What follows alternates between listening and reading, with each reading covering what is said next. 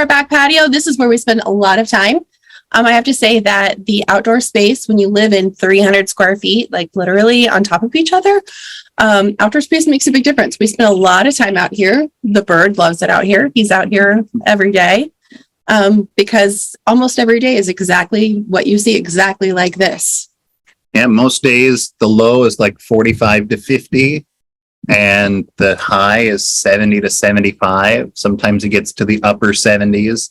And when you look at the long range forecast on weather apps, it never seems to change. I don't know. It's like this way through July. Yeah. Well, we'll see what happens. We'll see. I have to say the rain is something that we've kind of figured out now. So it does rain quite a bit, which is why it's so pretty and green back there.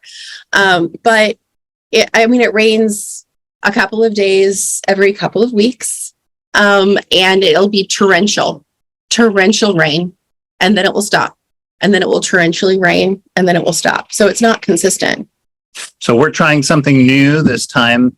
Our first episode was just us recording audio, which is really okay for podcast purposes. But for those of you watching on YouTube or various other places, I guess, where this would get posted and you have the ability to watch video, we're recording it at our back patio. So you might hear things. The bird is over that way and may chirp along, and cars drive by every now and then because you can't see it, but there's a road down the hill, and neighbors might walk by and the dogs go crazy. So you may hear things, but that just enhances, I guess, the natural feel of everything. We're working on the setup. It's not perfect. I'm kind of an audio snob, and so like the audio is never good enough. So the setup, I'm sure, will be changing. And I'm not quite sure how, but we'll try to make it so that there's not this microphone just sitting kind of here in the middle of us. But well, okay, so 300 square feet from 3,000 square feet. I'd have to say the biggest thing that we learned was if it fits inside of a suitcase, then it could come. Anything that was wearing out, anything that looked like it was I don't know, needed to be replaced because we hold on to things for a while. That was something that we went ahead and got rid of. Anything we knew we could replace here, we went ahead and let go. But it was all of the stuff that, like, there were some things that were non-negotiable, like your sound equipment, the kids' video games and their video consoles. That was never going to be something we could get rid of. My chef's coat, my chef's knives, like those types of things. Are the things we brought. And the animals, yes, we did have to pare down animals, but we did bring both dogs and one of the cats. And I'm going to sneak this direction just to show the bird.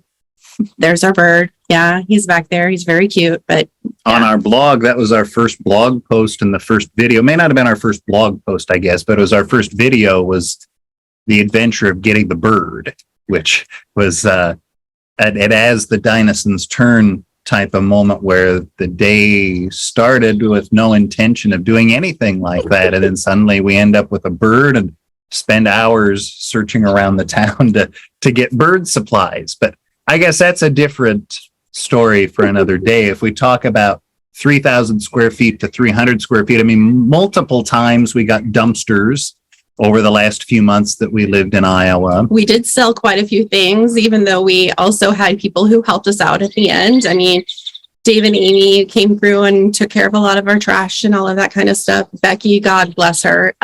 She's wonderful and has been such a great backup for us, like selling things, donating things, making sure things went to appropriate places, because we really did just run out of time.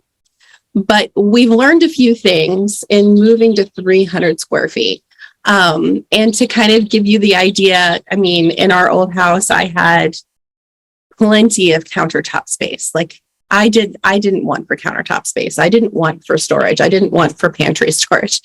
Now I have 3 cabinets. I have 2 shelves on the wall. I have a portable oven, which we bought 3 days in because I decided I could not live without one. We needed to have one. And we have a, what we would call in the US, a dorm refrigerator. So,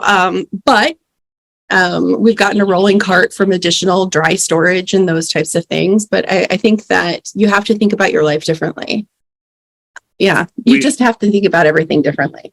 We should probably do a video, I suppose, walking through the house if we get it to a state where it's clean. It's everywhere. It's clean, but it's not always clean like the entirety at one time. The clutter, there's still clutter. Yeah. And so when we get that squared up, maybe we'll walk through and do a little video of the living space. I mean, you get used to it, though. I mean, sometimes with the kids, I think it would be nice to have separate rooms for them or for everybody to have doors that close and things like that. But I mean, overall, I think you get used to it. And I think it teaches you that, I don't know, maybe you don't need as much stuff as you accumulated in the larger house. But I also think we spend our time very differently than what we did. I mean, of course, we were working all of the time and all of those things, and we're still working quite a bit of the time, but we're working in different spaces. Like we're working out on the patio, which you can't do a lot of the time in Iowa just because of the real elements of what it's like. I'd say also the kids are spending their time very differently. Like they are not consistently on technology. They're out laying in the hammock. We drag them for our walk around the neighborhood every now and again. They like to go down to the beach. Sometimes I wish they'd go down there more.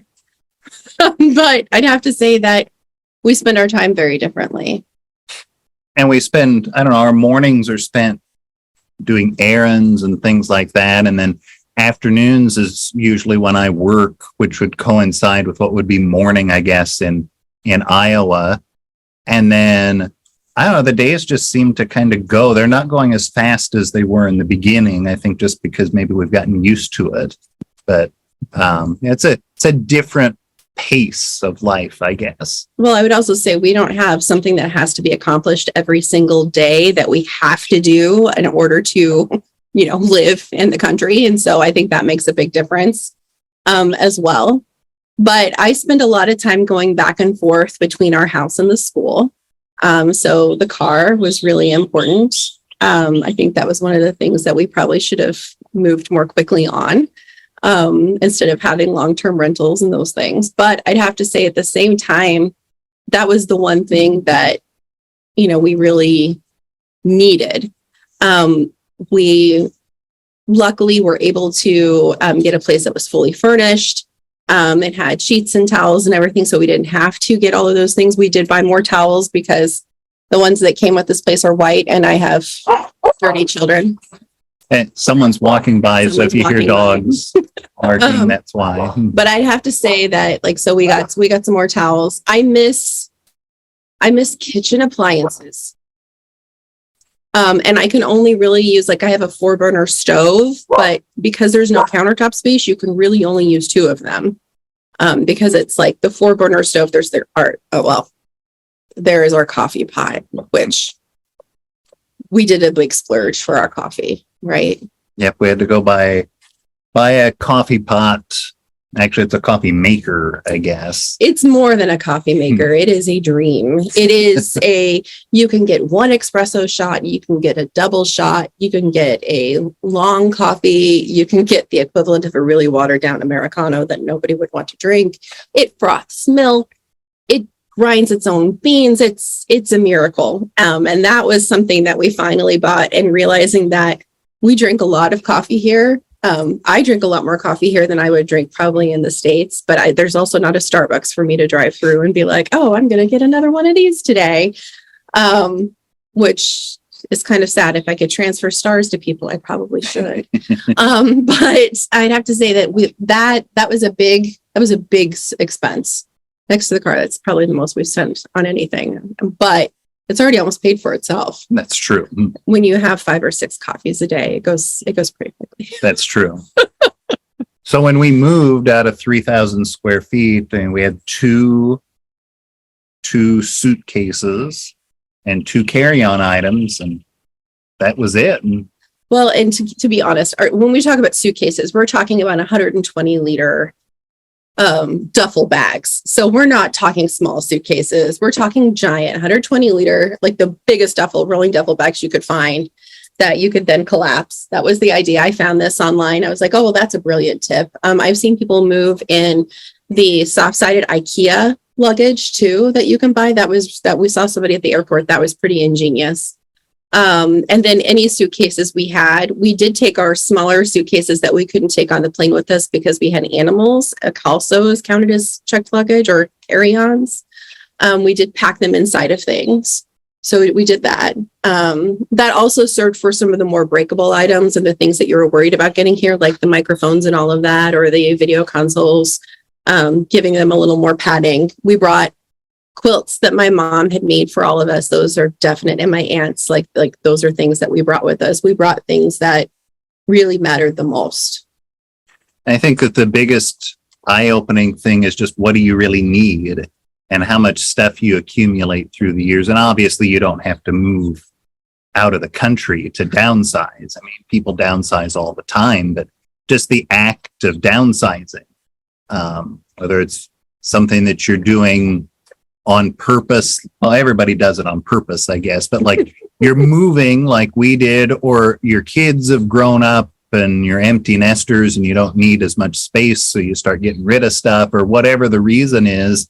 Yeah, everybody that I've talked to talks about how cathartic it is to go through all of your stuff, and throw stuff out or donate it and just keep the things that you really need.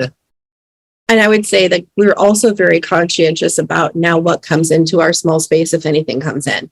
So it's either a storage problem, like we're trying to solve, like where you hang all of your wet coats and all of those things. So, like what are we doing? We're dealing with problems or issues or things that we're trying to solve.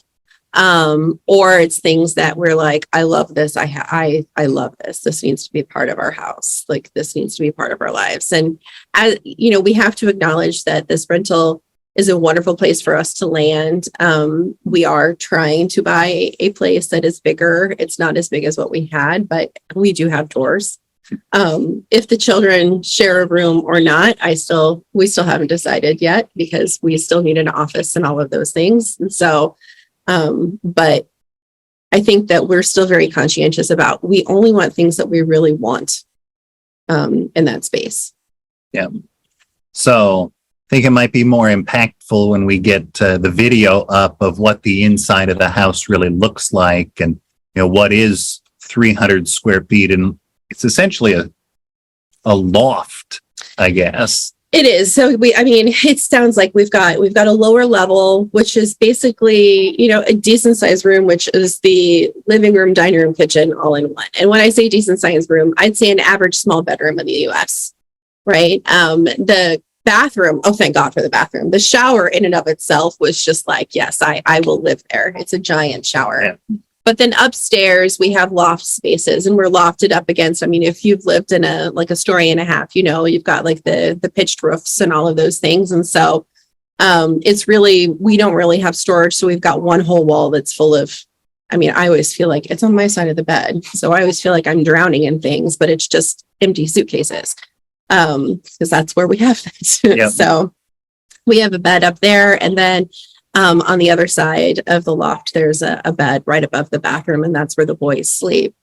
So you also have to think about here, though, not just about solving problems and making sure you have storage. Everything has to be waterproof.